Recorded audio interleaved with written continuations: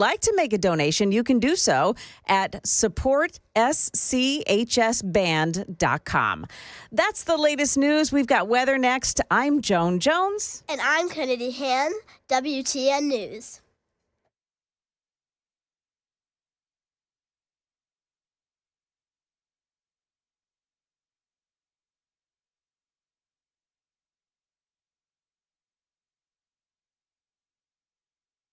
The guaranteed offer is the easiest way to sell your home. It's really simple. We bring you an all-cash offer. You close in as little as 21 days.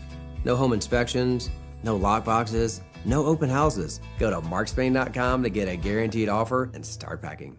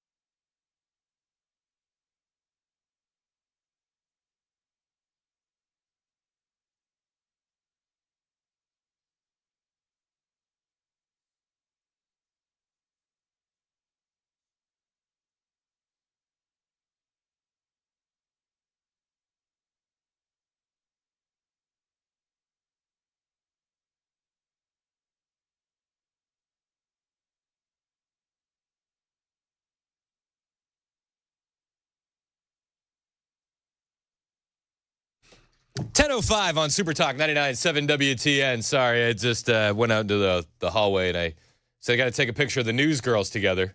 So I got a picture of Kennedy and Joan Jones. Joan is the best, isn't she? Yep, she's the best. She's so sweet. What was it like doing the news back there? It was really fun. I was kind of nervous. I was scared I would mess up the story and then get it all wrong, and then everybody would be like, "Wait, that's not right." It happens to me all the time. You get used to it. So what's that process like? What did she teach you? It's really cool. She just told me to read a segment and stuff. It's really cool. Okay, cool. So she had it all typed up for you. You got in there. We read it over a couple times, and she read it for me first, and then I read it over, and then she gave me one of her headphones. And so you did that live? Yeah. That was live. That wasn't a pre-record. Oh, yeah. Man. I'm even more impressed now. I thought she must have had you record that during the break. No. No, that was live. That was live. Full Ron Burgundy. We'll do it live. Oh, yeah. Congratulations. That's big time. That's why I was so nervous. Listen, the story. That's awesome. That's awesome. I'm impressed. I'm very proud of you. Everybody on the text line is saying that Joan needs to watch her back now. So all right, so come Monday, we'll have Brooks producing, and we'll have Kennedy in the newsroom, and I'll give Mason and Joan some time off. Does that sound like a good deal? Oh, yeah. Mason, you cool with that? I'm just saying, as long as Brooks pushes me that paycheck, we're good to go. All right, perfect. You can keep paying him in hamburgers. I'm okay with that. He's saying, Brooks, I feel like I'm going to have to pay Kennedy a little bit more than in just cheeseburgers, which is what I paid Brooks in yesterday. How about coffee? I'll pay you in coffee. There you go. All right, so 615-737-9986 if you want to join the conversation here on Super Talk 99.7 WTN. Austin in the borough's been holding for a minute. Austin, what do we want to talk about, man? So I think I may have, I guess first I need to say happy birthday to you, Kennedy, and great job, Thank by you the way. so much. Actually, she answered the phone for me, too, when I got on. But listen, she's a master of all these different skills here at the radio station. She's a beast. Thank you very much. So I think I have come up with a solution to possibly lower some of the debt for the nation. Tell me. Since 1957, we've had a base in Japan. also in the 50s, we've had a base in South Korea. We've had, bases in different foreign countries. The people that, fit the bill for that is us. Our tax money goes to all the personnel that are out there, all the equipment and all the things. So what if we looked at these countries and said, hey, since we've been pulling guard duty for you guys for, over a century, or not over a century, but for quite a while, why don't you guys start, fitting the bill? And if not, we'll just, pack up and bring our guys home. And then our tax money can go other ways. Yeah, listen, I think that's a great idea, and Trump did a lot of that with getting NATO countries to pay their own share. I think we're going to get back to that. Some of those bases, though, in Japan, South Korea, you have to understand the strategic value of that because of its proximity to China. So it's like, are some of those worth more to us than they are to, than our defenses are to the Japanese? Probably. I think you could make that argument, but I'm with you on bringing soldiers home. I mean, we have 2,000 troops in Syria. Like, let's stop. Let's bring them home. 100%. Yeah, there's no need for us to be messing around with other countries and that kind of thing. We need to take care of us first. 100%. The ones that we can absolutely bring home that have no business being there, we should. And if you can make a good argument for me, I'm not against having our troops places for strategical advantages, but you have to make that case. Let's reevaluate everything top to bottom. I'm with you. Agreed. Hey, appreciate the call, Austin. Thanks so much. Liam in Franklin has some pushback on the visas. What's up, Liam? Is it Liam? Is it Liam? It's William, but let it go. William. Okay, sorry about that. What's up, man? Well, what I was telling the first person was you have somebody who's willing to walk from Guatemala all the way up to Chicago to work at McDonald's, and then the next time you have somebody who's not willing to walk 3 blocks in the rain to do the same job. When it comes to doing work and having the commitment to a job no matter the pay, but looking at the job as what their purpose is instead of an entitlement to the job, whether it's Starbucks, whether it's out there at one of those loadings up and down the East Coast that we're having problems with here on the 19th of January. Someone who's willing to actually do the job and stop giving everybody so much gripe, lose the entitlement, it makes a big difference to the employer. But the percentage of H-1B visas that are coming in, you have to understand it's hurting the American citizen. And I think that you're conflating the topic. You're saying somebody that crosses the border illegally and wants to work at McDonald's, they value that job more than an American citizen. I don't want anybody crossing the border illegally, period. And I think leave that to the side and say someone who applies for that low-level job and are brought in through a bus up to Southern California, who's willing to go out there and pick the strawberries when the farmers can't find that person. When you're talking about the low-level job and taking away how they got across, and I agree with you, you have a way to get in the country, but once they follow those lines to get in the country and not do it illegally, why not give them the job and the pay that they're asking for and they're satisfied with? But that hurts American citizens, and in the case that you mentioned, Chicago working at McDonald's, that hurts minority populations in this country first. And then you zoom out and you look at these highly skilled jobs. If you can make the case that we don't have enough people for a highly skilled job, I'm willing to listen. But if you're importing people for a $20,000 job to cook, I think your issue is that you're not willing to pay Americans the wages that they need to survive. And you have to import more people to take that lower wage. They're shortchanging the American citizens, not the other way around. All right, we're on different sides. When you say that what they need to survive, they don't need the newest phone. They don't need a lot of things that they think that they need. A roof over your head, and if you share it with a roommate or 3 other roommates, that's what it takes until you're able to get the things that you want instead of the things that you need. Yeah, but they're importing somebody to pay them $20,000 to cook in Louisville, Kentucky.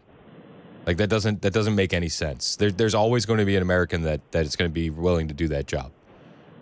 There's signs on the window all around us, and nobody walks to the front of that building to say, I want that job.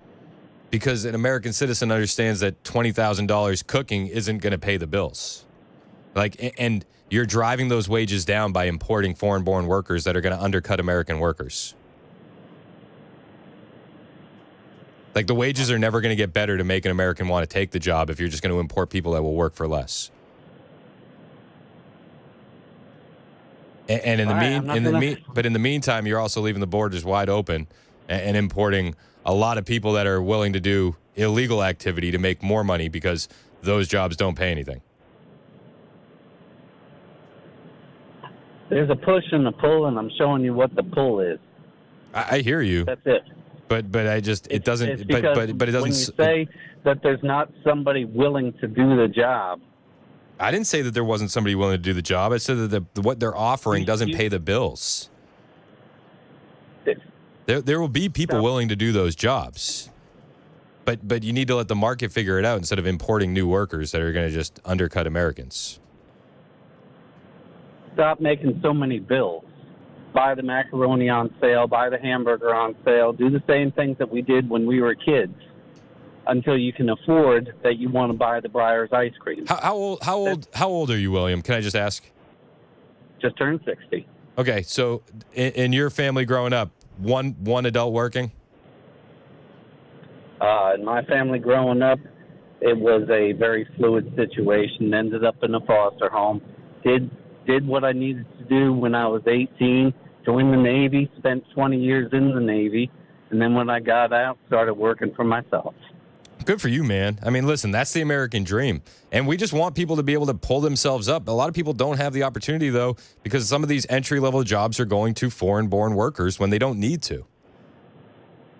Well, I think if you're willing to work hard, everybody cleans the toilets at some point. Listen, and then you just work your way up to the top. I hear you, and I get the work hard. I get the pull yourself up by your own bootstraps argument. I do. But this is just not the reality for a lot of people. And then the jobs that are available that they could get are now being taken by foreign-born workers. So, like, that opportunity to work hard, to pull yourself up by the bootstraps, it's not even there because they just gave it to a guy in India. Do you know what I mean? Like, do you get where we're at? I accept that that's what you're saying, but, yeah, if you want work, it's there. If you need to walk from yard to yard with a lawnmower getting $15 an hour a cut, it's there. I hear you. I hear you to a certain extent. I hear you to a certain extent. And I think we're a lot closer than we are farther apart. Yeah. Hey, I appreciate the call, William. Let's go to John in Spring Hill. You're up next on Super Talk. What's up, John? Hey, yeah, I just was listening to William, and I get where he's coming from, kind of like you do, but I just don't get the mentality of folks like that. It really kind of perturbs me because, you know, just because somebody's there to do the job, well, by that theory, then I'll start hiring these kids in China that are making Nike shoes because they work cheap and they're willing to do the job. It doesn't make sense. You know, I think we lower our standards as Americans because, you know, we want these livable wages and we push these, you know, ridiculous minimum wage requirements for jobs that weren't meant to support an adult American living in the real world. They were meant to be there as ancillary jobs to teach our children how to work and grow up to be responsible and productive citizens. And everybody's forgotten about that. Yep. It's just crazy to me. Yeah, entry level jobs aren't supposed to be forever. You're supposed to work your way through them, move up, and then get into you know the real earning class, like 100%.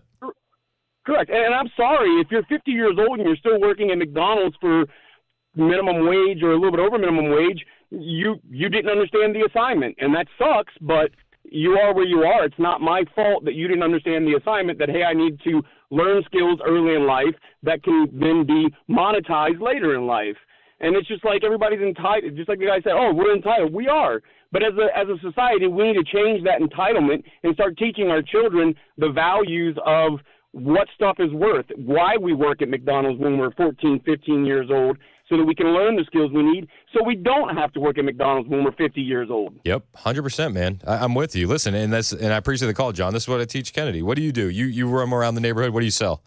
I sell bracelets, cookies, lemonade, lots more. Yeah, you hustle. Yeah. You offer to rake people's leaves for money. I walk people's dogs. Walk people's dogs. So you got to instill a work ethic in your kids. But that doesn't change the fact that there are jobs that are going to foreign-born workers that shouldn't. They just shouldn't. Make the argument for the highly skilled positions, and I'll listen. I'm not against importing people that we need. Let's be real. If you're going to come in the legal way and you can provide a service that can't be provided here already, I'm fine with it. Make the argument. But you can't tell me that we need to import somebody to make $20,000 a year cooking in Louisville, Kentucky. You can't make the argument to me that we need to import people to be assistant professors at our colleges and universities when we have kids that are graduating that could do that job. They could, like, without a doubt. Let's go to Aaron. You're up next on Super Talk. I want to talk about the visa issue. What's up, Aaron? Hey, Chris. Hey, I enjoy your show. I enjoy your family ethic. And but I was calling about what William was saying. And I grew up doing concrete work with my dad when I started when I was 13. I'm 56, done it my whole life, raised 8 children, homeschooled. Love it. But the problem is what William was saying, we got all these welfare programs. These people are making more money on welfare than they are starting out at entry-level jobs. They don't want to learn skills. When I was in high school, it wasn't a problem getting my buddies to come to work for my dad. Now you can't find anybody who wants to do concrete work or construction or anything. And the problem is, we lived in Texas 10 years. I'm totally against illegal immigration. But the Mexicans down there were working and working hard. And we were the only white crew in the area doing concrete work. But the problem is the welfare. We need to cut this welfare off. Like the Bible says, a man doesn't work, he doesn't eat. Listen, I think I agree with you on the welfare stuff, and I think that's definitely a conversation to be had. But I would argue, with what you're saying, we were the only, American crew, and everybody else was, Hispanic. Were they accepting less money than you guys? Probably. This is the issue that we run into. You know what I mean? Listen, they're willing to work for less. They're willing to do the job for less, and that's an issue that hurts Americans. I agree. I'm not saying I agree with these crews, because the problem is the white man in America is lazy. Since we've had high-tech phones, I mean, I try hiring young guys. Guess what? They're over at the truck looking at the phone while the rest of us are working. So it goes back to family. Like what you're doing with your children, I appreciate it. What I did with my children, my sons all work for me. But I do think it's very, very easy to be like, well, these kids don't want to work, but it's like these kids also look at what you were getting paid at their age, and they're like, you could have bought a house. I can't buy a house. I can't move out of my mom's house. I can't do this. Like, I understand why people are frustrated in this system currently. That goes with the form of government we have. I mean, that's what the whole Federal Reserve System was created to inflate money so they can make billions of dollars and the American people suffer. If you go back to gold standard, just look at what gold was when Henry Ford was paying $5 a day. It was $20 an ounce. If you did the math, those guys are making $2,500 a week. So it goes back to a money system. Hopefully Donald Trump will get that taken care of, where we have a money system where we're actually earning getting back what we're putting into it, and not being robbed blind by the elites. Yeah, I mean, there's so many issues that need to be corrected at once, and they do all seem to intersect. But it's like, yeah, I appreciate you. I'm just saying, I appreciate you. I'm not for illegal. I wish we were all white crews working around here. I get frustrated going on the job site, and these guys got attitude. I hear you say all white, and I think you mean American, but like American. Yeah, exactly. American. I want American citizens working American jobs. I don't want to be importing people when we have Americans that could do the work and Americans that deserve to get these kind of jobs. Let's be honest. It doesn't matter what color or creed, but I appreciate your show. I mean, I love your show. My wife loves it. The whole family loves your show. We love the humor. but we love the truth. Hey, I'm with you. I'm with you, Aaron. And I appreciate you calling in, man. I really do. We got a lot more people that want to weigh in on this issue. Bobby, Dave, Carl, Bobby, Ron. We'll get to you guys in a minute. It's 10:23 on Super Talk 99.7 WTN. My name is Chris Hand, and I'm here for my friends at Busy Bee Plumbing, Heating, and Cooling. It is that time of the year. You want a deal that's better than cold milk and cookies? Well, you got to call Busy Bee HVAC. They have a limited number of 14 SEER 1.5 to 3 ton split heat pumps for only $6,995. This is a steal because it includes everything. And when I say everything, I mean everything. Labor, parts, equipment, warranty, the whole nine, $69.95. It is an unbeatable deal. You only get it from Busy Bee HVAC, your Rude Pro partner. And when you call them, tell them you want to sign up to become a Beehive Club member. There is so much value in the Beehive Club membership. You get all of your annual tune-ups, one for your heating, one for your cooling, one for your plumbing, 10% discount on all repairs, priority front-of-the-line service, a $100 annual accrued replacement credit with a maximum of $1,000, no overtime or holiday fees, exclusive Beehive member promotions, all of that for only $99. It is a steal. Call Busy Bee Plumbing, Heating, and Cooling today for satisfaction guaranteed. They're your Rude Pro partner, 615-775-7833, 615-775-7833, busybeehvac.com.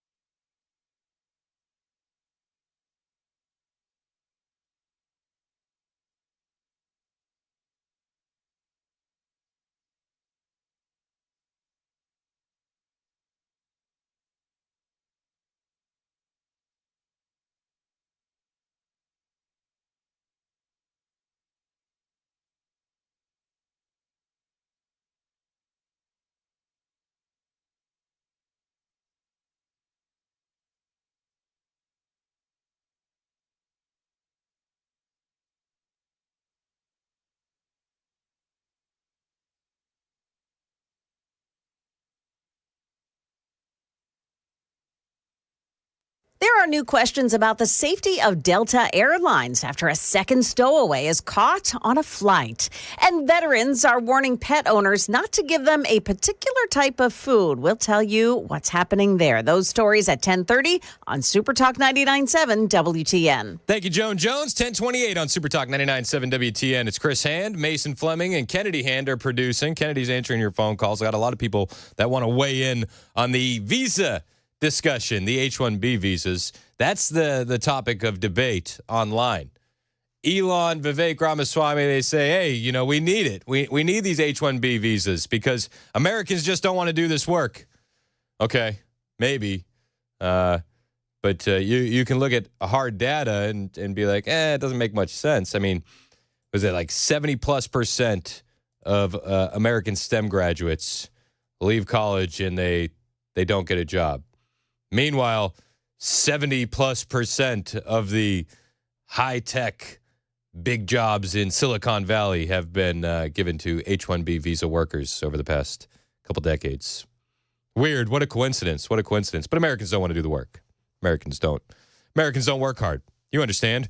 Dave in the borough, you understand. Americans don't want to work hard, right? Well, actually, you're getting it quite wrong. Well, tell me what your think is. Okay, the thing is really simple, it's really straightforward, but you got to look into it. You got to finish your sentence. Americans don't want to do the work for the wages that the companies are going to pay them. Yep. Now, let's take the tech industry really quickly. What is the one common thread that runs throughout the entire tech industry? Tell me. College degrees. Most of them aren't just bachelor's, but are master's degrees. Correct? You won't even get an interview unless you get a master's at most of these companies. You won't. And these are entry-level jobs for them. I don't know why you and Cletus ran down the whole Cook and Kentucky hole, but that's not what the H-1B problems are. The problem is the federal government guaranteed student loans.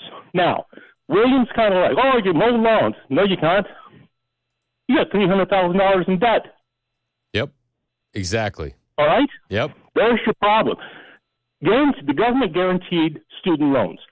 Therefore, their buddies, the elites there in the ivory towers, suddenly ran away with their tuition costs. Tuition costs in this country are just ridiculous. Yep. College degrees aren't worth $300,000 bloody dollars. They're not. I'm with you. I think it's a scam. But listen, this is the prerequisite now. I think you're right. Listen, they want the college degree. And you need to be highly, highly skilled, highly motivated, and you got to knock it out of the park. And you also have to compete with somebody that's willing to work for less than you. It's a multi-pronged issue. We'll get to more of your calls next. It's 10:31 on Super Talk 99.7 WTN.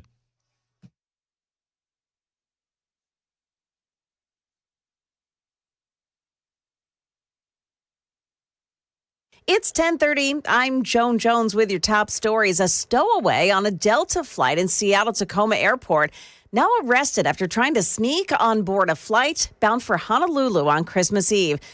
That stowaway was caught by the flight crew moments before takeoff. The flight taxiing for takeoff when it suddenly returned to the gate after the crew learned of an unticketed passenger on board. Airport officials say the stowaway exited the plane. Police located and arrested the unticketed passenger in a terminal restroom. The TSA saying the passenger was screened at a security checkpoint but bypassed the ID verification, then made it onto the plane without showing a boarding pass. That's ABC's Gio Benitez. Now, this comes weeks after a woman was arrested for stowing away on another Delta flight from New York to Paris.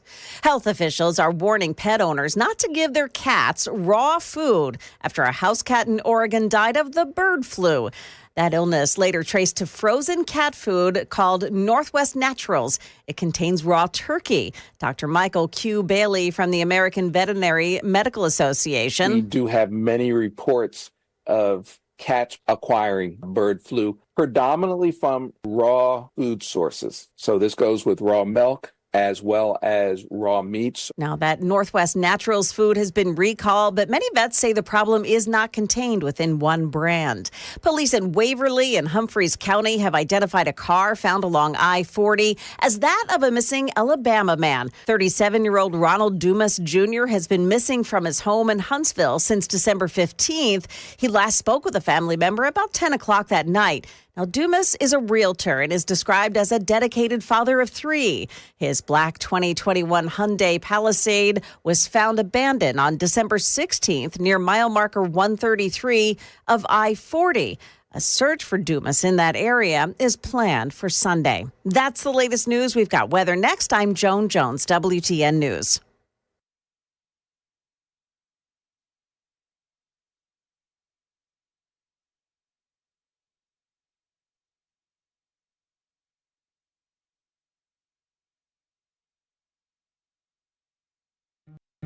Hey, what's up, guys? It's Matt Murphy in the middle of downtown Franklin, Tennessee. We've talked so much about Savory Spice. I thought, why not show you the place? So let's go on in and see what's popping at Savory Spice. As I've always said, you will smell the spices even before you walk in. I can smell them right here in the doorway. Come on in and let's introduce you to the one and only Holly, who is the owner and proprietor of Savory Spice. Say hey, Holly. Hello, everyone. Now, enough about Holly. Let's talk about spicy and easy products like the incredible taco soup, which, as I said, you put this in a crock pot, you put all the ingredients that it tells you to buy right there, you put the spices in, and it's so easy. So if you don't know what you're doing around the kitchen, it's a perfect way to find your way around the kitchen, as is the Mediterranean dill risotto. Now, for the holidays, pumpkin pie spice. What doesn't it have, Holly? Pumpkin. Doesn't have any pumpkin in it. That's a fun fact for all of you kids out there. Now, if you stop by Savory Spice, either in the Franklin location or at L&L Market, you can get yourself a sample of the dill dip, which is my absolute favorite. Just tell them Matt Murphy sent you to Savory Spice with purchase now. So come by Franklin or L&L Market in Nashville and come see Holly and the entire crew at Savory Spice.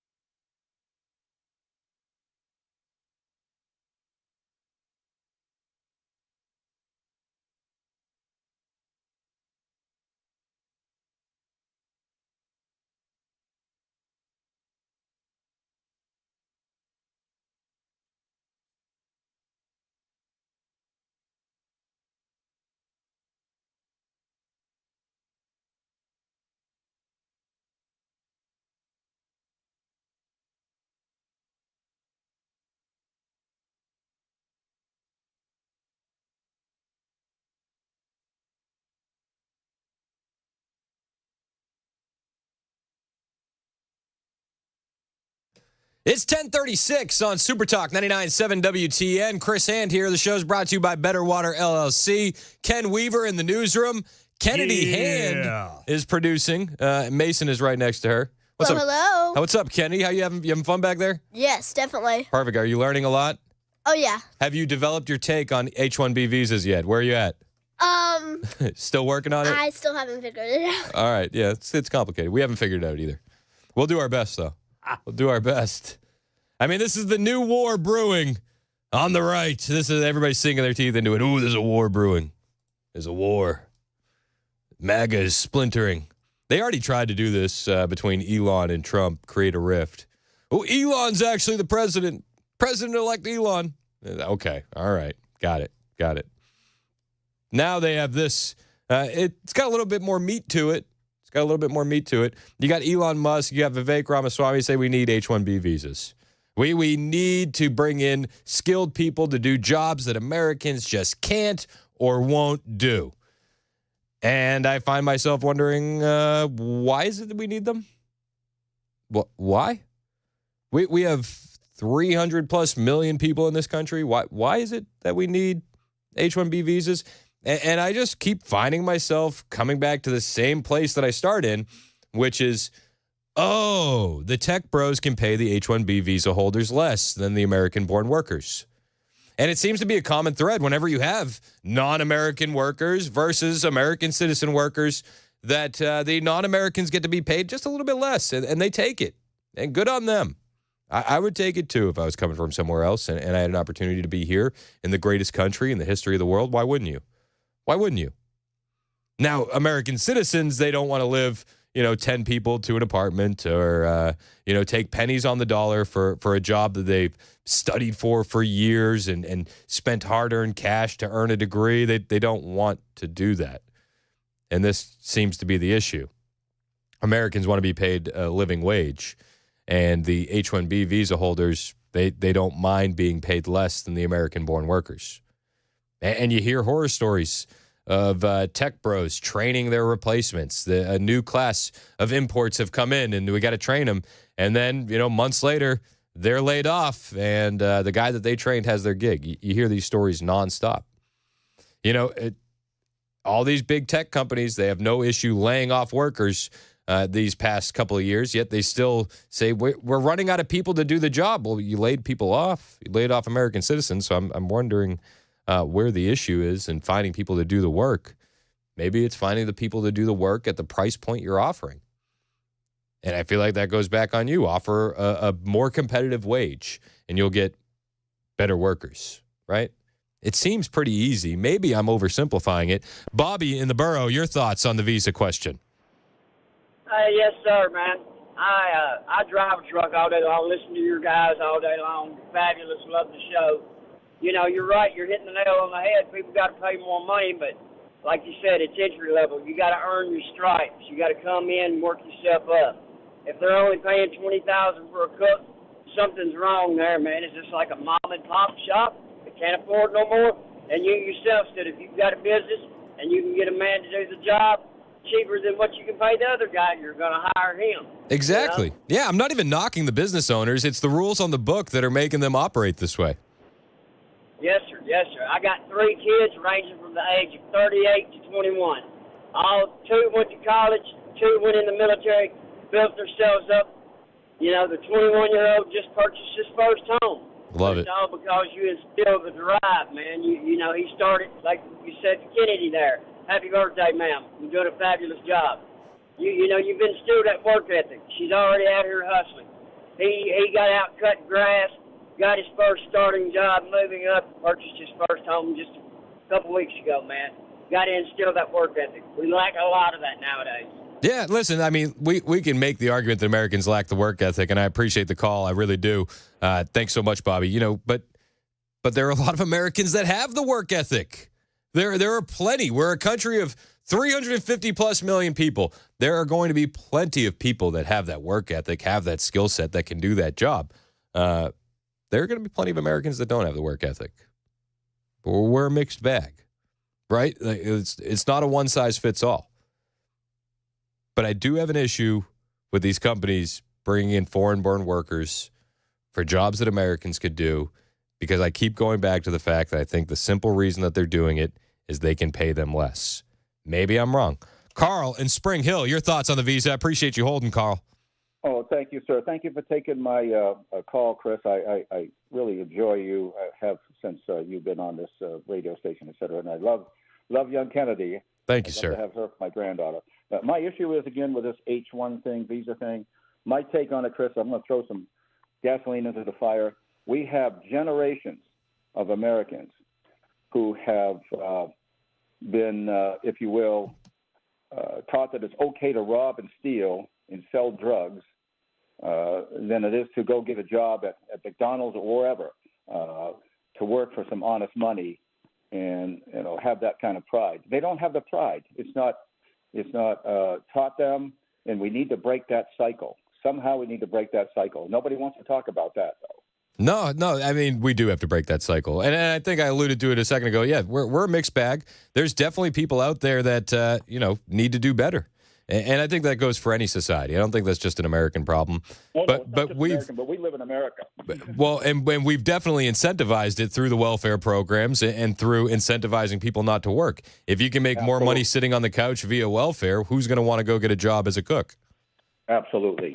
Yeah, there's a lot of things that need to change, 100%. And I don't think that you can point at any one thing and say this will fix this issue because of the ripple effect that it has, or the ripple effects that are causing this issue to pop up anyway. And I think it's definitely multifaceted. It's nuanced at best. And I appreciate your call, Carl. Ron in Lawrenceburg, you're up next on Super Talk. What's up, Ron? Yeah, I was had just come in and caught just a while ago.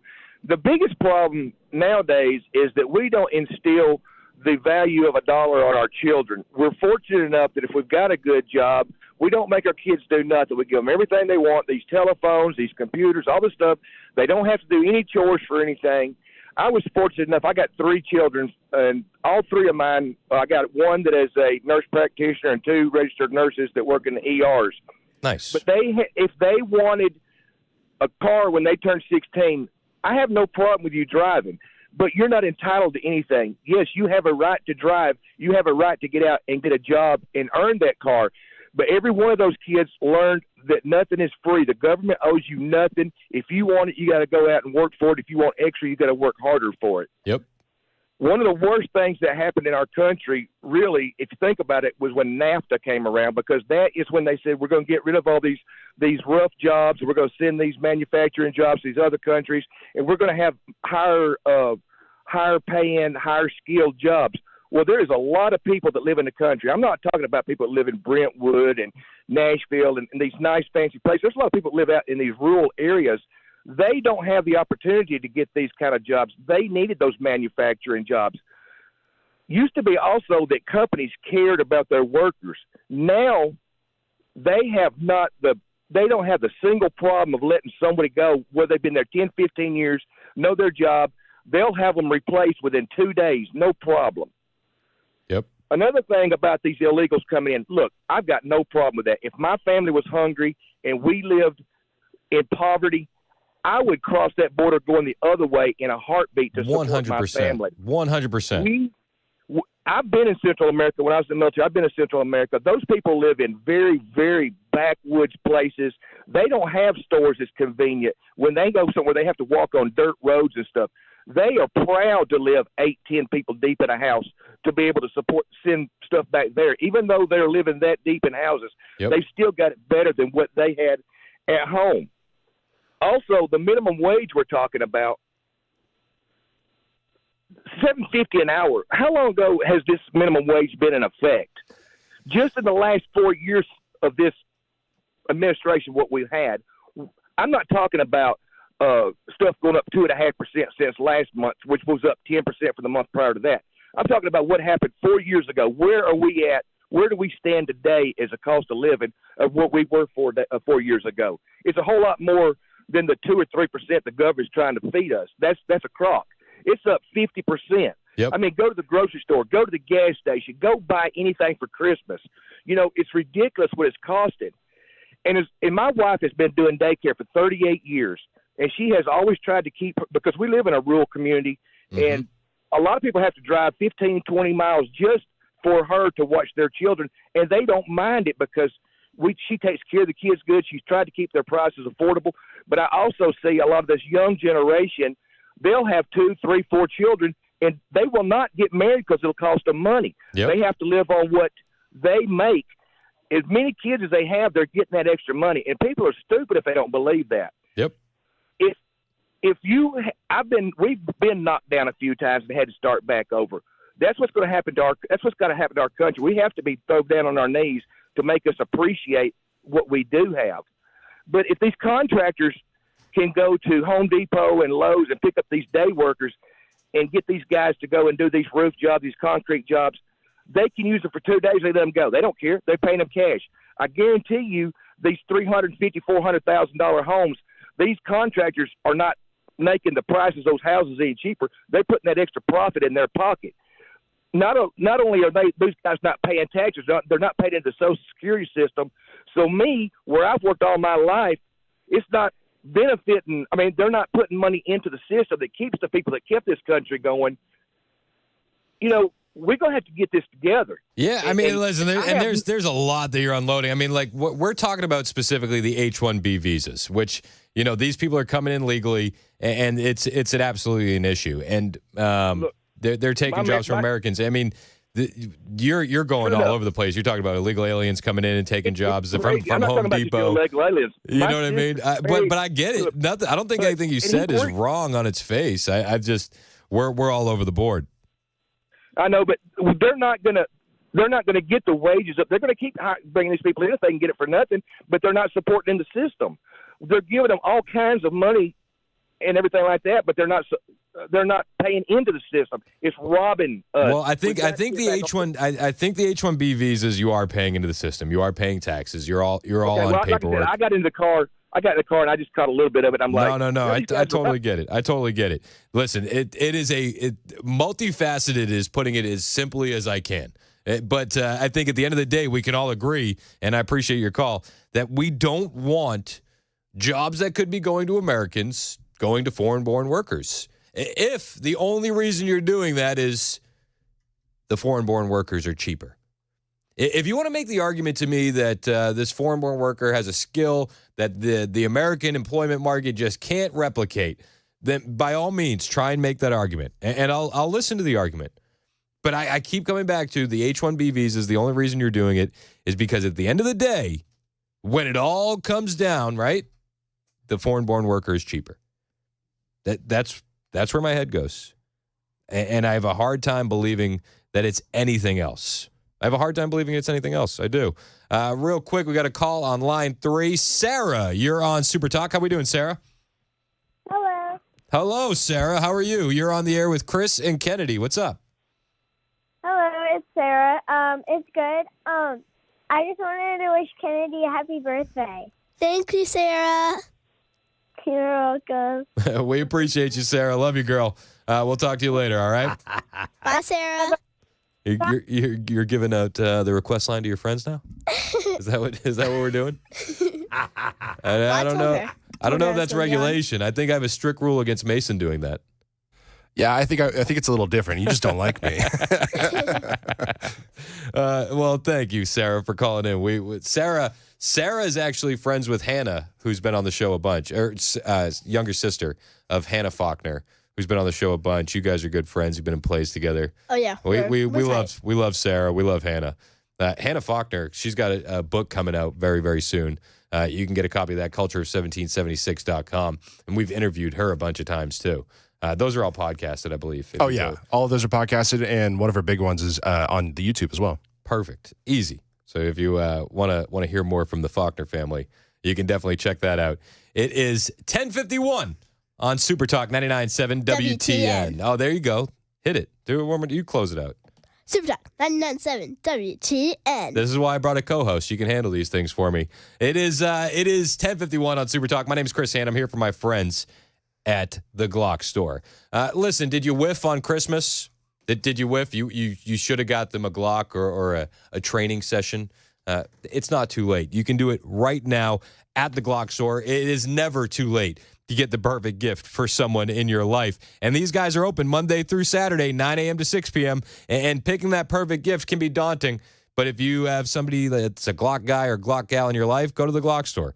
This is the best place to shop for your Glocks. It's not a department in a big box store. No. This is what they do. You're not going to be dealing with somebody that was working in the tent section this morning who's now in the Glock department in the afternoon. You're going to be dealing with an expert. No matter what kind of questions you have, they'll have the answers for you, and they can help you select the perfect gift or figure out the perfect way to spend your Glock store gift card. Now, whether that's a brand new firearm or whether it's a range session in the totally unique, totally secure Shoot 270 shooting rooms, you can't go wrong. The perfect gifts are happening at the Glock store. Whether you need to spend your gift card, use your gift card, or bail yourself out because you missed and whiffed on a Christmas gift, do it at the Glock store. Minutes from the airport, worth the drive from anywhere. Populations of animals. I mean, think about the white-tailed deer and how when Ed started, and maybe even before Ed a little bit, they started, working to bring these populations back. And now we have these sustainable populations that we can hunt. Yeah. The story of the eastern wild turkey and what's happening with turkeys. So I would consider all these things great successes. The conservation efforts that have been worked on by the personnel for years. I would think that it's a great success story for our state. You're going to see some footage from an old film that was produced here at the agency in the Game and Fish days, and which shows some things like, the wife taking care of the animal that the officer, the husband, had to bring home to take care of, because they got a call, and times have changed. Now we have the rehabilitators that help out with that kind of thing. And thank goodness. We got to be really good friends with some of those little animals. And my first commission in 1972. Okay, yeah. At that time, it was a little different. The whole law enforcement world was different then. So anyway, we got the first commission in 1972 and worked all over the state. It was really great to be able to do that. Pretty much, you had one uniform. I noticed in the movie too, everybody wearing ties. For years and years, you had to. If you wore a long sleeve shirt, you had to wear a tie. It didn't matter if you were doing enforcement or sailing a pond or whatever you were doing. You had that tie on. Oh wow! And then everybody looked forward. There was one date, and it kind of moved. It was generally around April the 1st. You switched from long sleeves to short sleeves, and you didn't have to wear a tie. And everybody's going, "Come on, April 1st."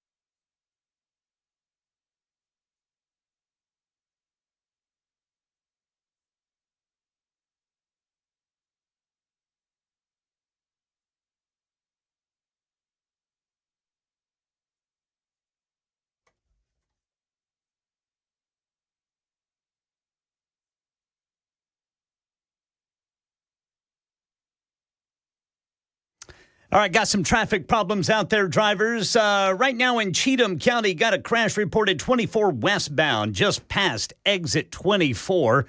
And then by the airport, we've got the right shoulder blocked by a crash, 40 eastbound at Briley Parkway East. In Spring Hill, Port Royal Road is closed between Jim Warren and Saturn Parkway for a crash investigation. And Tennessee may be able to resume executing condemned killers. I'll tell you why, coming up at 11 on Super Talk 99.7 WTN. Ken Weaver bringing the good news. It's 10:55 on Super Talk 99.7 WTN. My name is Chris Hand. Show's brought to you by Better Water LLC. Mason Fleming is producing. Also producing back there is my newly 11-year-old who's celebrating a birthday today, Kennedy Hand. What's up, Kennedy? Hello. You having fun back there? Yes, sir. You hitting all the buttons? Oh, yeah. I'm trying to make more people call in because I'm texting on the Super Talk line. Oh, you're texting people on the text line now, too? Yep. They're really not putting up any guardrails back there for you, are they? Nope. 615-737-9986 if you want to join the conversation. Kennedy's back there working the phones, working the text line. This is Super Talk. Daniel in Franklin, Kentucky wants to talk about the visa issue. What's up, Dan? How we doing? Hey, good morning, Mr. Hand. How are you, sir? I'm good. Thanks for calling in. What do you got? Okay, I'm 49 years old, and I originally came from around the Tampa area in Florida till 2009. I moved up here. Tampa has a very heavy Latino community. Yep. Kind of a melting pot for Latino, be it Cuba, Puerto Rico, Mexico. Yep. I've done a tremendous amount of work with, I'm going to say just point blank, illegal immigrants. I don't have a problem with an immigrant coming over here to do what they got to do to feed their family. I wish that there were easier avenues for these people to get legalized. They can spend upwards of $5,000 to get to the border where that $5,000 could get them naturalized citizenship. I feel like these visas are probably being incentivized by our government to some degree. If you get these visas, we're going to give you a tax subsidy or something to that effect in encouraging this.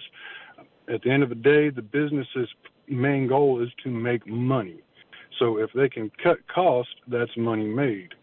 I'm sorry. I feel like our generation, I imagine we're somewhere near the same age, sir, that our parents wanted it better for us. We wanted it better for ours. Their parents wanted it easier for them. You know, it's a time and tested tradition that parents don't want their children to struggle the way the parents did. Yeah. And in turn, what we have created is generation after generation that knows less and less and less of practical knowledge. Yeah, you nailed it. I mean, and we've seen generation after generation losing that hope that they'll do better than their parents.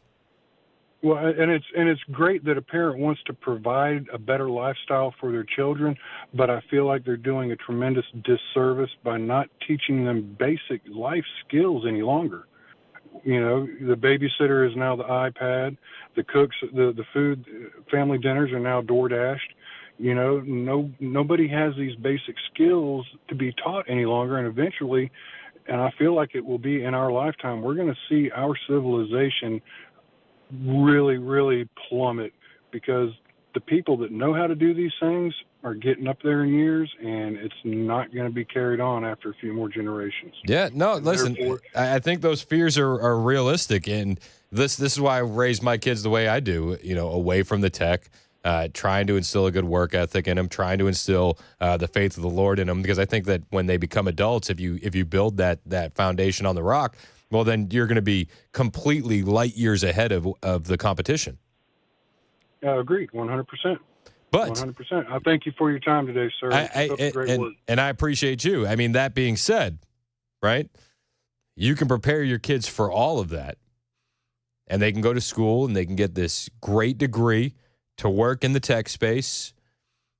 And then if a CEO decides that somebody with an H-1B visa is going to work for $20,000 less than you a year, well, you're not getting the job. So, again, we're in a position where we're not setting these kids up to be able to do better than us. And we got to fix it.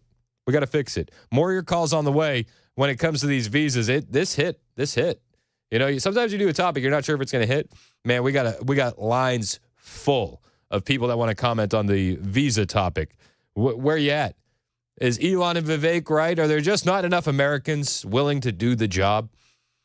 Or are Americans being undercut?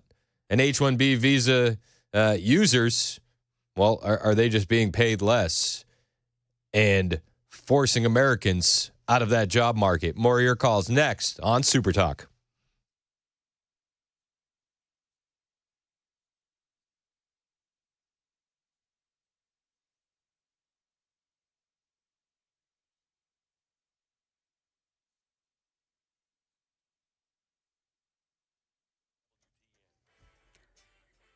Eleven o'clock on the dot. I'm Ken Weaver with your top stories. Right now in Williamson County, we've got a crash investigation. It has Port Royal Road closed between Jim Warren Road and Saturn Parkway, and that is for at least one fatality from that crash. In Cheatham County, we've got 24 westbound just past exit 24 crash. And then close to the airport, the right shoulder is blocked by a crash. This will be 40 eastbound at Briley Parkway. Channel 4's Stefano DiPietro says this morning's rain is just the opening round. Should put down about an inch of rainfall, let's call it half an inch to an inch, across most of the mid-state as we head through the day today. There's another round of rain that's coming in on Saturdays we've talked about. This one, a little bit more potent, it's got some heavier downpours in it, more widespread rainfall. We'll put down an additional 1 to 2 inches of rainfall. Yeah, we'll tell you more about it during the full forecast in just a few minutes.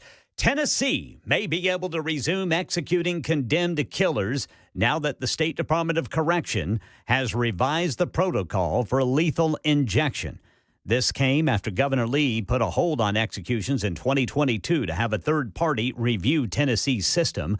With this review completed, Corrections now reports the single drug pentobarbital will be used from now on.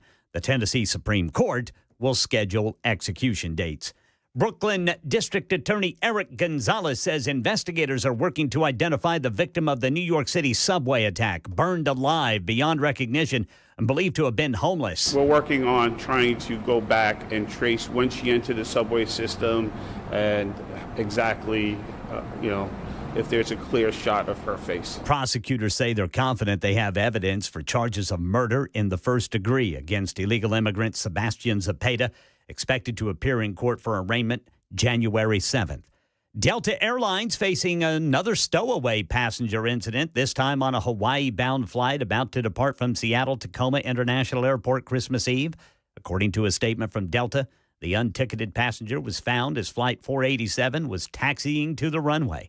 Passengers responded to the news. Well, he must have been a sweet talker, Betty Crocker, because I couldn't imagine how you could ever do that. Well, the plane returned to the gate where the unidentified passenger then tried to sneak off the plane, but was later found by the Port of Seattle police inside a restroom inside the terminal. And as the investigation in the plane crash in Kazakhstan underway, some experts say it appears increasingly likely this passenger jet may have been mistaken by Russian forces as a threat amid the ongoing war in Ukraine. The crash prompting comparisons to the 2014 downing of a Malaysian Airlines flight, which investigators determined was shot down by Russian forces in Ukraine. Russian officials urging against speculation. But another mystery in this case? The pilots reportedly sought permission for an emergency landing in Russia, but were allegedly denied. ABC's Andrea Fujii reporting. That's the latest news. Weather's next. I'm Ken Weaver, WTN News.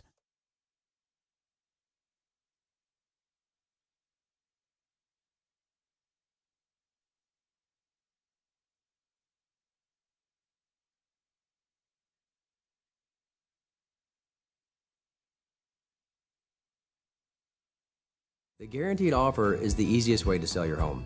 It's really simple. We bring you an all-cash offer. You close in as little as 21 days. No home inspections, no lock boxes, no open houses. Go to markspain.com to get a guaranteed offer and start packing.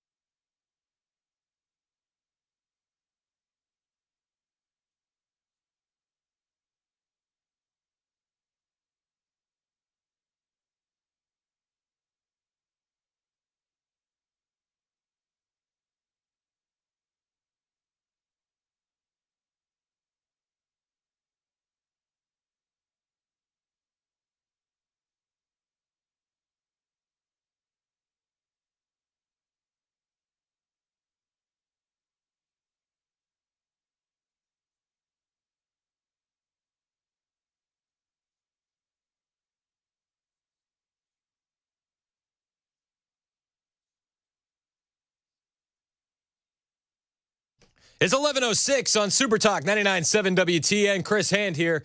Thanks to our friends at Better Water LLC, we're allowed to have this show on the air. Shout out to those guys. Great sponsor of the show. You need a nice water filter? Call Better Water LLC. I got Ken Weaver in the newsroom producing. We got a two-headed monster back there of Mason Fleming and one Kennedy Hand, who is turning 11 today. Happy birthday, Kennedy. How's it going back there? It's going good. Yeah, you're answering the phones? Oh, yeah. Everybody's pretty nice. Everybody's pretty nice? Most people are pretty nice. All right, cool. I like it. Well, keep working those phones. All right. And we're gonna get to some of these callers now. We've been talking about the H-1B visa drama.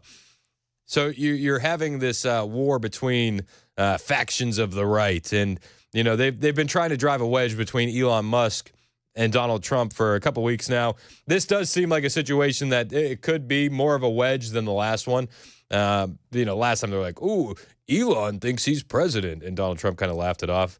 This one it's much more nuanced and a bigger conversation to be had. H-1B visas. Are there enough Americans to do talented jobs in the high tech, big tech industry, or do we need to import foreign-born workers? Elon and Vivek Ramaswamy, big push for H-1B visas. You need more. We need more. But you do a little bit of digging and you find out about these H-1B visas that it's not just these high-tech industry jobs, the big tech jobs. There's a lot of H-1B visas that you wonder why we need that. Now, I've been highlighting some of them, like assistant college professors or cooks in Kentucky. And you find all these random jobs that are for H-1B visa workers, and you wonder, why couldn't an American do that job? I think that we need to tighten the H-1B visa program at minimum. I think that we could probably scrap a lot of it and replace these jobs, these foreign-born workers with American-born workers, and we'd be doing just fine. Maybe that's not the case. I'd like to hear the argument from the other side, but most of our callers have agreed that this stuff it's too much. It's too much, and we have plenty of Americans that could do these jobs. Jimmy is out there in Hickman. He wants to talk about the visas. Jimmy, thanks for holding, man. I appreciate it. Hey, thanks. Yeah, make a couple comments, and then I'll let you go. I won't drag it out. You got a lot of callers waiting. Retired teacher here. I'm going to tell you something. First of all, you got a lot of foreign companies, corporations that have tried to come here to the United States, certainly over the last 4 years, and said, we'll invest in the country, we'll have a lot of jobs here. Now, the Biden government has gone ahead and said, that's fine, but you're going to have DEI regulations and rules imposed upon you. A great many of these companies, doing the math on what that implication is for the quality of their products and everything else, have come back to the United States with that demand and said, we'll go somewhere else. That's the first thing. Second point I'm going to make, it's going to be one you don't want to hear. And this is documented, absolute evidence of this exists. You can find it if you look for it. Very credible research done on this. IQs in this country are falling, and they're falling fast. And there is a causal relationship between increased immigration of brown and black people into this country that have a direct effect on the falling of IQs. There you go. Okay, but like that doesn't actually hit, because why would you need to import more foreign workers if you're saying that that's bringing down the IQ? No. What I'm saying is because of the increase in people of color in this country and the decrease of non-people of color, we'll call them, you have less ability level in the workplace. You have a skill set that is diminishing in direct proportion to the decrease of non-people of color in this country. But I guess and I've heard the IQ conversation. It doesn't scare me at all, and for the record. But it ought to. But no. I mean, like the conversation, having the conversation doesn't scare me. Yeah. But if this is the case, why would they be importing more people from India as opposed to English or Swiss, or you know what I mean? Well, I think if you get people who have been foreign educated, they're pretty skilled people and pretty capable and pretty intelligent. They're coming here and doing jobs because I think a lot of these people are difficult to find here. I truly believe that. I'm going to tell you something. I love the kids I've taught and everything else. We got the laziest kids, and you talk about dumber than a box of hair. A great many of them don't care, don't want to care. Yeah, but a lot of these kids have just been disenfranchised by the promises of this country, and the fact that it used to be one income you could put a couple kids through college and own a house, and that's just not the case anymore. One income you can barely afford an apartment these days. That's a very flimsy excuse. They've been let down by the country. Get your butt out there, learn something, make something of yourself. I taught kids that can't even read an analog clock. Okay? Yeah, I hear you. You have an education system that is not telling these kids, you haven't made the mark. We're going to keep moving you along. We enable the hell out of a lot of our students. That doesn't help them. Now, I'll tell you what else. We throw a lot of resource at the bottom 30% that you cannot help very much. And with the top 30%, the most talented, intelligent kids that we need to excel, the unspoken truth about that is in education circles, public education circles, it's, well, the smart ones can teach themselves. Well, I mean, listen, you bring a lot to the table, but I still would have a hard time believing that we can't find a few 100,000 Americans to do these jobs. Listen, if you go to a lot of small businesses anywhere in this country, certainly in this state, and you say, hey, what's the deal? They'll tell, I'm not making this up. They'll tell you, we can't find people that want to work. We can't find young people that want to work. Yeah, but work at those wages. Well, I mean, look, you got kids flipping hamburgers right now that are high school dropouts making $18 an hour. Yeah, you're right. Okay, I mean, give me a break. And they want a living wage. You've had one job. You know, you can't. I mean, your skill set is very low. Your soft skills don't even exist. Communications, basic interactions with people, basic math skills, simple things like this. Listen, we have some very, very bright young people in this country, and they're going to do fine. But that percentage of bright young people is shrinking. And that's the there may be a lot of truth to what you're saying. I still would find it. I would still be hard pressed to think that we can't find a few 100,000 Americans out of a country with 300+ million to do the jobs that they're trying to import people for. And I still go back to the fact that I think that they're importing these people because they'll do these jobs at a dollar amount less than American-born workers. I think you have to drill down more specifically. Are you talking about people that work in fast food? Dishwashers. I'm talking about H-1B visa holders. Are you talking about skilled labor? People who are expected to have. If you come in on an H-1B visa and you're taking a job, I would be willing to bet that you're going to be taking that job at less dollar amounts than an American-born worker would take it.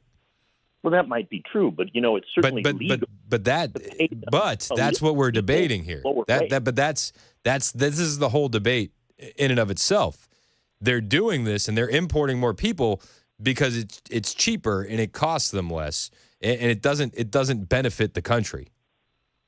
Well, I would not disagree with that. Well, I think that's what the argument hinges on. Well, I don't want that kind of importation in this country as it affects the welfare paths that we're going to have, the crime rates. Okay, undeniable. All these things. The impact on our social systems in this country, the dominant culture here that has made this a very attractive place to be. Yep. It's all changing. Yeah. Okay.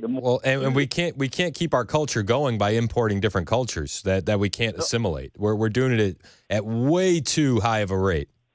Totally agree with you 100%. But internally, without having the need to import them, I can't speak to whether we absolutely have to or not. But I can tell you, the homegrown product that we have here is, for the most part, not entirely, pretty damn unimpressive. Well, and I would just point to generations past for not setting them up for success.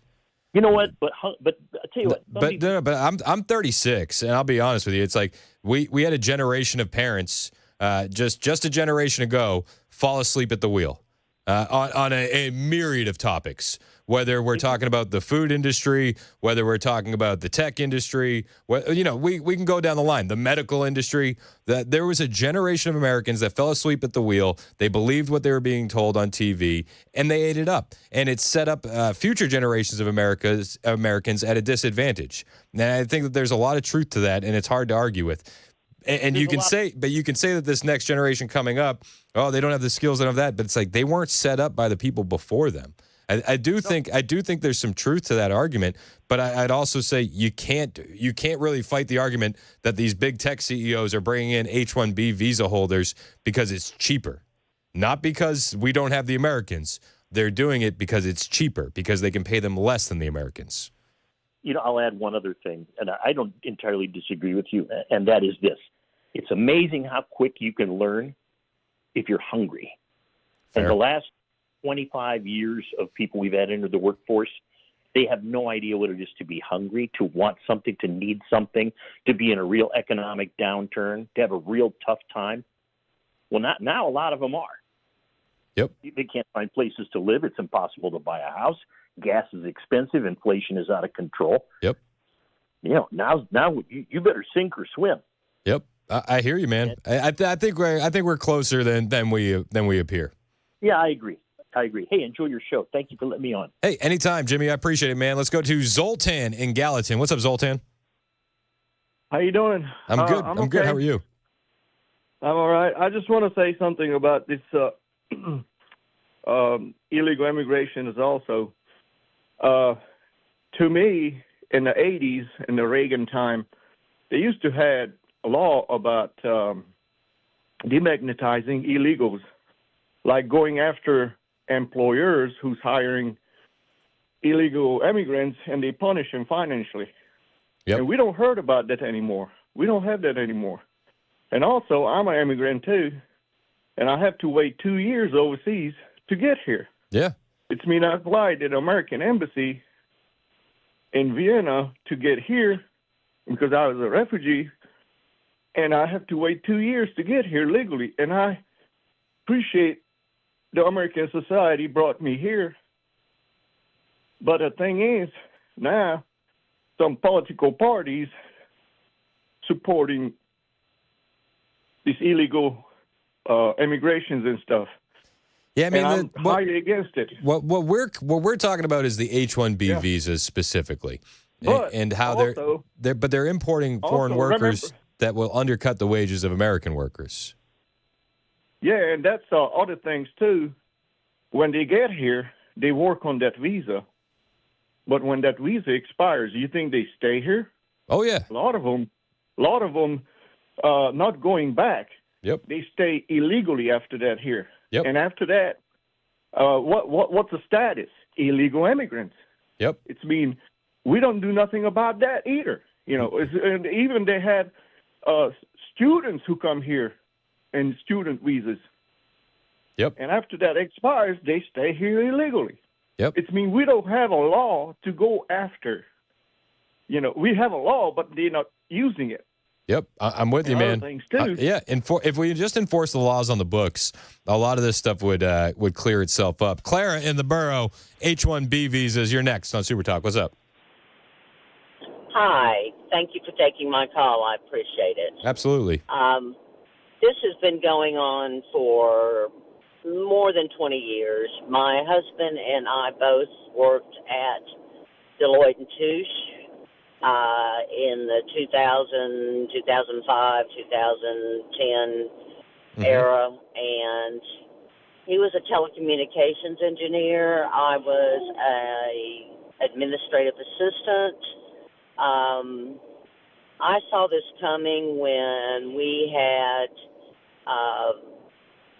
conferences with Indian workers out of Mumbai. And we were told, of course, nobody's going to lose their job. Famous last words, right? Yeah, famous last words. That was a lie, because my husband trained an Indian here on an HB1 visa and called me one day at my desk and said, I've been fired. That said, I also want to say, you don't have to have a 21-year-old take these jobs. There are many middle-aged people out there and older workers that have the skill set to complete these jobs and do them well. Yeah. And after after this happened at Deloitte & Touche, Deloitte rebranded their name. Don't know if it's why, because I started calling them Dilute the Truth. So I just wanted to put my 2 cents in, and I appreciate you taking my call. And we appreciate you adding it, Clara. Thank you for joining the conversation. 615-737-9986 if you want to join the conversation. It's 11:22. The show's brought to you by Better Water LLC. It's Super Talk 99.7 WTN.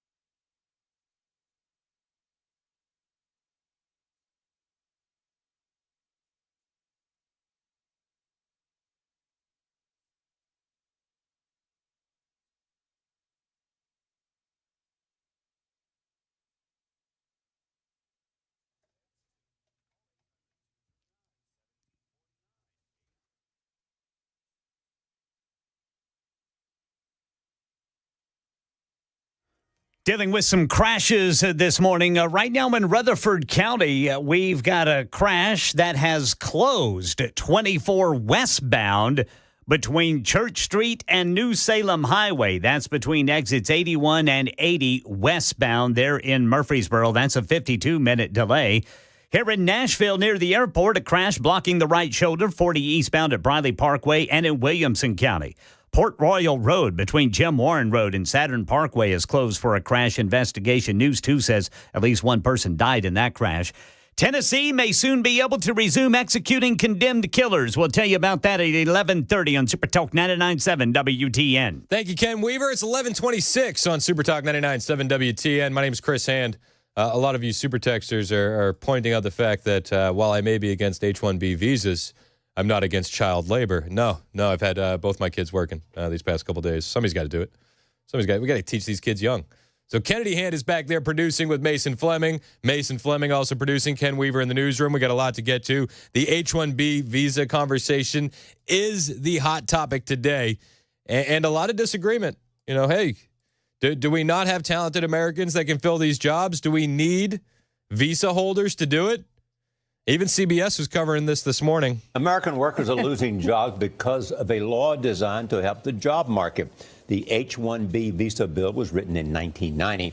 It lets companies recruit foreign talent for emerging engineering and scientific jobs. But loopholes allow for outsourcing of American jobs to foreign workers, often at lower pay. Yeah, and we've been pointing that out this morning. Like you find all these H-1B visa job openings, and some of them are like cooks in Louisville, Kentucky for $20K. A lot of them are assistant professors at colleges and universities. A lot of loopholes. It's supposed to be for specialty occupations. So I didn't know cook was a specialty occupation, but apparently it is. Apparently. I think that we need to restrict this program a lot.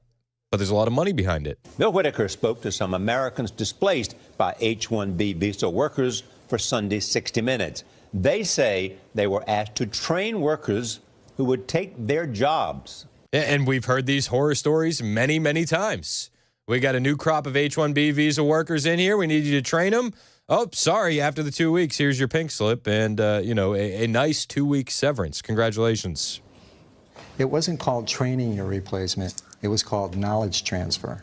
Craig D'Angelo worked for Northeast Utilities, now called Eversource, and was one of 220 IT workers replaced by H-1B visa employees. And I can guarantee you none of those replacements were making more than their American-born counterparts. I love the way he said it. It wasn't training your replacement. It was knowledge transfer. How nice. It's always the language that they manipulate, right? This is a good thing. We're transferring knowledge. We're not stealing your wages and your job and your lifeline. Don't worry. This is just knowledge transfer. D'Angelo says his replacement, a worker from India, told him he was making half D'Angelo's salary with no benefits. Oh, yeah. I'm sure that doesn't factor into the conversation at all, right? I'm sure being able to pay a non-American worker half and not offer benefits didn't factor into the replacement at all, right? That's probably the tinfoil hat being a little too tight on my conspiracy-laden noggin, right? That's got to be what it is. I didn't get laid off for lack of work. I got laid off because somebody cheaper could do my job. We met with this group of workers who all had to train replacements. Leo Pereiro had just received high performance reviews from Disney. When he was called into a personnel meeting, he expected a raise and a promotion. And instead, I was given the news that in 90 days, my job was over, and I had to train my replacement.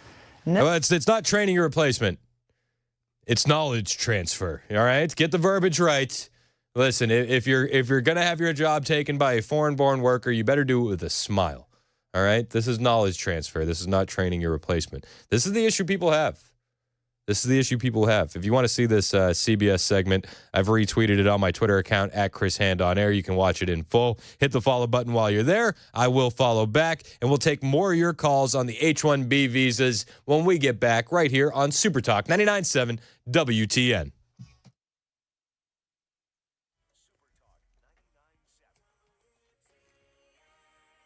It's 11:30 on the dot. I'm Ken Weaver with your top stories, and we've got some changes in the potential for severe weather in Middle Tennessee. Here's Channel 4's Stefano DiPietro. The severe threat has expanded across more of Middle Tennessee, now including areas like downtown Nashville, Cookeville, Salina, down through McMinnville. The timing has also changed to about the late stages of the afternoon at the earliest, and also right into the middle of the night. 1, 2 o'clock, things should start to taper off. Widespread heavier rainfall, strong to an isolated severe thunderstorm, gusty winds, and even an isolated tornado can't be ruled out as of now. So again, this is tomorrow after 4 o'clock, and we are at the lowest risk on a scale of 1 to 5 for this severe weather. We've got the full forecast coming up in 4 minutes. Tennessee may soon be able to resume executing condemned killers by lethal injection. The State Department of Correction says it has completed its review of the protocol and is determined it will use the single drug pentobarbital moving forward. Governor Lee paused lethal injection 2 years ago for a third-party review. The state Supreme Court will now schedule pending executions. Brooklyn District Attorney Eric Gonzalez says investigators working to identify the New York City subway victim who was burned beyond recognition and believed to have been homeless. Many investigators are working to identify her. Her body was badly burned, and so advanced fingerprinting efforts are being made, as well as advanced DNA evidence. Illegal immigrant Sebastian Zapata is expected to appear in court for arraignment on January 7th. Word from the Biden administration of another military assistance package to Ukraine. That's the latest news. Weather is next. I'm Ken Weaver, WTN News. Hey, what's up, guys? It's Matt Murphy in the middle of downtown Franklin, Tennessee. We've talked so much about Savory Spice. I thought, why not show you the place? So let's go on in and see what's popping at Savory Spice. As I've always said, you will smell the spices even before you walk in. I can smell them right here in the doorway. Come on in and let's introduce you to the one and only Holly, who is the owner and proprietor of Savory Spice. Say hey, Holly. Hello, everyone. Now, enough about Holly. Let's talk about spicy and easy products like the incredible taco soup, which, as I said, you put this in a crock pot, you put all the ingredients that it tells you to buy right there, you put the spices in, and it's so easy. So if you don't know what you're doing around the kitchen, it's a perfect way to find your way around the kitchen, as is the Mediterranean dill risotto. Now, for the holidays, pumpkin pie spice. What doesn't it have, Holly? Pumpkin. Doesn't have any pumpkin in it. That's a fun fact for all of you kids out there. Now, if you stop by Savory Spice, either in the Franklin location or at L&L Market, you can get yourself a sample of the dill dip, which is my absolute favorite. Just tell them Matt Murphy sent you to Savory Spice with purchase now. So come by Franklin or L&L Market in Nashville and come see Holly and the entire crew at Savory Spice.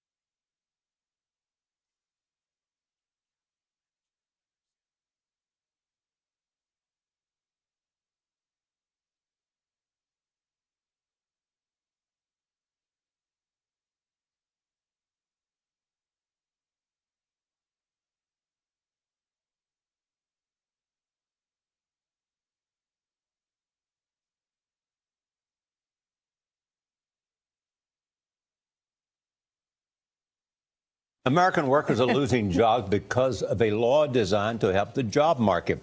The H-1B visa bill was written in 1990. It lets companies recruit foreign talent for emerging engineering and scientific jobs. But loopholes allow for outsourcing of American jobs to foreign workers, often at lower pay. Bill Whitaker spoke to some Americans displaced by H-1B visa workers for Sunday's 60 Minutes. They say they were asked to train workers who would take their jobs. It wasn't called training your replacement. It was called knowledge transfer. Doesn't that make it feel so much better? We're not making you train your replacement. We're making you transfer your knowledge. It's Super Talk 99.7 WTN. I'm Chris Hand. It's 11:36. The show's brought to you by our friends at Better Water LLC. I have a very special guest host with me in here today by the name of Kennedy Hand. She is celebrating her 11th birthday. Very proud of this young lady and very excited that she's in here. Have you developed your take on H-1B visas yet? Still developing. I get it. From what you said back here, it kind of bores her. I almost fell asleep. Oh, great. Brooks gets to go in, and they're what were we talking about with Brooks yesterday? You talked about Sonic the Hedgehog yesterday. Yeah, we talked about Sonic the Hedgehog. Brooks gets to come in and talk about Sonic the Hedgehog. Dad brings me in, and we're talking about H-1B visas. Welcome. Well, that's what happens when you get older. You get to talk about the more serious stuff. The super texters are telling me I have an issue with H-1B visas, but I have no problem with child labor. Have you been working hard today? Yeah. Good. Are you getting paid for this? No. Exactly. Well, maybe in coffee. Listen, the Lord gave me 4 kids, and I'm going to put them to work. It's an unpaid internship. Yeah, listen, we got to do what we got to do. A lot of people waiting to jump in on this conversation here on Super Talk 99.7 WTN on the H-1B visas. I was playing this clip. This is an old clip from CBS This Morning where Americans are talking about how they had to train their replacements for these H-1B visa holders. And it wasn't training your replacement. It was knowledge transfer. It sounds a lot better when you say it that way. You can see this whole CBS 60 Minutes clip, CBS This Morning clip on my Twitter account, at Chris Hand on Air. But it sounded like this. Craig D'Angelo worked for Northeast Utilities, now called Eversource, and was one of 220 IT workers replaced by H-1B visa employees. D'Angelo says his replacement, a worker from India, told him he was making half D'Angelo's salary with no benefits. I didn't get laid off for lack of work. I got laid off because somebody cheaper could do my job. This is the problem that I have with this. This is what I constantly come back to, is that they're not hiring H-1B visa holders because Americans can't do the job. They're hiring these H-1B visa holders because it's cheaper. It's cheaper. This individual here on CBS This Morning, interviewed for 60 Minutes, said they paid the H-1B visa holder half of what I was making and didn't give him any benefits. That's an issue. That's not a America doesn't have any talent issue. That's a we're undercutting American workers issue. Plain and simple. 50%, no benefits. I'm not knocking the business. I'm not knocking the business owners. I'm not knocking the CEOs. You would make that hard decision too if you had to. We all probably would. The thing we need to change is the government's willingness to let this happen. That's what needs to change. And the issue is that we have Elon Musk and Vivek Ramaswamy pushing to continue, if not expand, the H-1B visa program. And a lot of Americans going, how is this America first? You guys signed up for America first, right? So wouldn't that mean American workers first? I think it would. I think it would. John in Spring Hill wants to weigh in on this conversation. What's up, John? How we doing? Hey, good morning, Chris. Thank you for being the kind of fellow you are. No wonder God gave you 4 beautiful children to raise. You're kind to say that. This is good.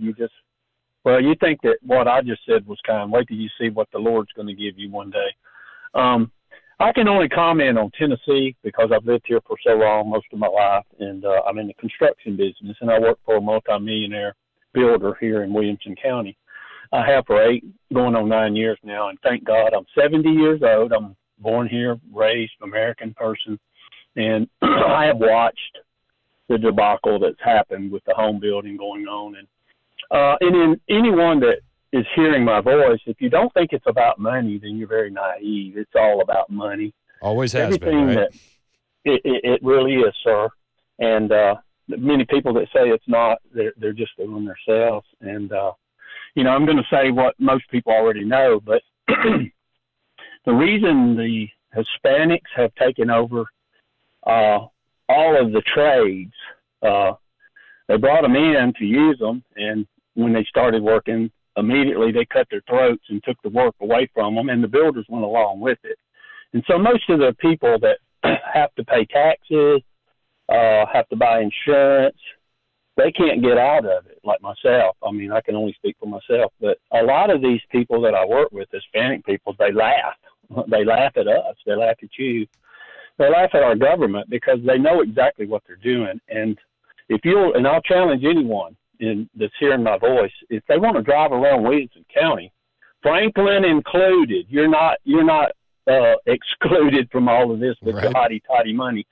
You drive around Franklin, Columbia, Spring Hill, they flock there, and you'll see 8, 9 cars at a house, and that's 5, 6 adults living in one house. They don't pay taxes. Many of them drive really brand new trucks. They carry around $15,000, $20,000 in their pocket or in their truck. They do not buy insurance, this sort of thing, where we are forced. The problem is they do work a lot cheaper, and the builders are just they are making a fortune. I mean, including the one I work for, and it's all about money. And they look the other way. They hire these people because they do work a lot cheaper. And and I don't mind. I mean, I've had to work real cheap to get. My mother taught me. She said, "John, do the kind of work that no one else will do, and you'll always be able to eat." And God rest her soul, she was right. And so even today, at 70 years old, I work with 30, 40-year-old men every day, and God has blessed me. And he will do that if you're not lazy and you work. He will bless you. That's for everyone that hears that. Yep. So these people, I say these people, not all of them, but the majority of them, we're not on equal footing with them. People have to understand that, because just like in Spring Hill, when I had to fall back to remodel houses back when the housing market crashed and the banks suddenly became large homeowners when that's not the business they're in because they made foolish loans and they had to take the houses back, we were able to buy houses real cheap and flip them, and I made a living for 4 or 5 years before I went to work for the present person I'm working for now. So when that happened, it just seems like they're able to work less when we can't, because we can't get away with not paying taxes. I mean, I'll be audited. I'll go to jail eventually. Yep. I can't get away with not buying insurance. Most of these folks, they deal in cash. We don't enforce the law like the previous caller said. It's really ridiculous. If we could just get everyone on equal footing and go out and get these folks that are here working, ICE tried to do that. Of course, we just completely dismantled them because, we didn't want to look mean or hateful to the people. Yep. But Charles Wesley said a while back, a great minister, he said what one generation tolerates, the next will embrace. And right now we are embracing this crazy stuff that we are doing because we tolerated it back then and didn't do anything about it. Yep. And today, you can point at so many different examples to illustrate that point, like Social Security cards. People revolted against Social Security cards, and now it's like kids don't understand what life would be like without them. My generation has no idea what life was like without a Social Security number, and the same thing will be true with digital IDs. That's another thing we need to fight against. But you're right, the generation coming up, they have no idea because they don't know anything different. Yeah, and real quickly, I know there's other people dying to talk, but about the kids, every day I am just blessed to hear you talk about your children and hear Kennedy and was it Brooks yesterday? Yes, sir. Yes, sir. Yes, sir. Yes, sir. They are very polite children, and that tells me the parents, you're doing your job. I have kids in my family. We just, was at Christmas, It's yeah, what do you want? Yeah, they're very disrespectful, but that's not their fault.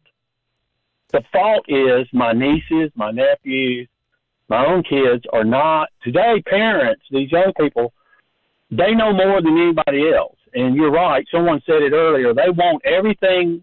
My son has everything I've took 50 years to get. He already has. Yep. And he has a degree in college. So a lot of this stuff that I see doesn't affect him because it's not that he's untouchable, but someone called an hour or so ago and said, if you got a college degree, you're kind of immune to all of this because they can't get those jobs. They can't get into GM, Nissan without being legal. When I came back here from Florida, I went down with a job. I moved back here, 2004 or 5, and when everything crashed, God blessed me, and I sold my house down there. I was the only one on the street that sold. And we came back up here, me and my wife. And, it's just like, it's just crazy how, people have just kind of took a punch in the gut and we roll over and take it. I've never seen a place that the American people just take it on the chin. Finally, we've got someone, and I'm not saying Trump's the greatest person in the world, but I have to look. I don't look at Democrats or Republicans. I look at what values they believe in. Yep. I cannot push the LGBTQ society ahead of the American people. I'm with you. I cannot kill babies. I can't. Yep. If you kill babies and you vote for that, you let people come in and give them a debit card, put them in hotels. These people are laughing about it. Yep. They know what we're doing. They You're are absolutely laughing right. in your face and my face. And all of the people that are listening, they're laughing at you. 100%, So that's John. all I got to say. Hey, I appreciate the call, Thank you John. so much. Thanks so much, man. Yeah, John's not wrong. John's not wrong. Stephen on the road, H-1B1 visa, H-1B visa. What's up, Stephen? Hey, Chris. Hey, Merry Christmas, Happy New Year. I'm going to try to get fast. I know we don't have much time here, but first off, I don't know if you've heard of the language translator earbuds, the two-way real-time, 144 languages. It's a Bluetooth earbuds. You hook them up. You can use them to communicate. The reason why I'm talking about these, they've been going like hotcakes recently. There's different kinds. There's a lot of different designs, different prices. So anybody that's out there listening, get those if you're interested, if you need them. What I have personally witnessed growing up, I'm 48 years old, and I've done a lot of different jobs, worked a lot of different places and states. The language barrier destroys camaraderie in the workforce. And when these illegals and these immigrants are coming over here, if you're coming over here legally through the system, part of the system is you have to learn the language. You have to come into this country and you have to be able to communicate, and that's the biggest part of it. A lot of people have quit jobs and have lost interest in working for companies because when they bring in a bunch of people that speak a separate language, you can't communicate. You don't know whether to trust them or not, or what they're talking about. I think that plays a big role in it. There is many factors that factor into this, but it's just, to me, man, this language barrier thing, it's got to be fixed. But that's why I was telling you about that. Check them out when you get a chance. I don't think you're off the mark. Assimilation used to be the biggest part about immigration, right? We have to be able to assimilate these immigrants into American society and into American culture. We're doing it at such a number now that it's essentially impossible to assimilate the amount of people that we have coming into this country. Whether they're sneaking across the border illegally or whether they're coming in on an H-1B visa, the same issue persists. We have to assimilate these people, and we just can't. We just can't. Yeah, and in our state and states like in the Midwest and places like that, it's not as much as it is per se. Like if you go to California, there's going to be major manufacturing corporations and big name tech companies that are hiring. The majority of their employees are going to be from other countries. They're going to have other languages, and we just don't have the tools at the readiness to be able to communicate with these people. To me, if we have to pass, our Constitution is written in English, you have to pass English to graduate and to move on in this life in this country. And if you're going to put somebody else from another country without an education in front of our own children and our own future that has to speak English, then it's all screwed up anyway. So yep, I'm with you, man. I hear you, brother. I appreciate the call as always. It's 11:50 on Super Talk 99.7 WTN. Again, the show is brought to you by Better Water LLC. Kennedy, you've done a great job co-hosting today and producing and doing the news reports. I mean, you've been all over the place. You have fun today? Oh, yes. Best time. What was I could do this every day. I wish you could do it every day, too. It's the child labor laws that make it an issue. Yep, I understand. What's been your favorite part of the day so far? I mean, the newsroom was really fun. Listen, you got to hang out with Joan Jones. That's pretty cool. But then also with Mason was really fun, too. All right. And then also just coming with you. Okay, but I'm obviously in the third tier, is what you're telling me. No, I'm saying that everything is equal. Everything is equal. Yeah. Okay. Across the board, equal playing across fields. the board, everything is equal. All the jobs are great. Kennedy, you've done a great job today. Thank you so much. Thank you for coming in and keeping me some company on your birthday. I appreciate you. And happy 11th birthday, young lady. Thank you so much. Yes, ma'am. It's 11:51. We're going to check in with Chad Benson next on Super Talk 99.7 WTN.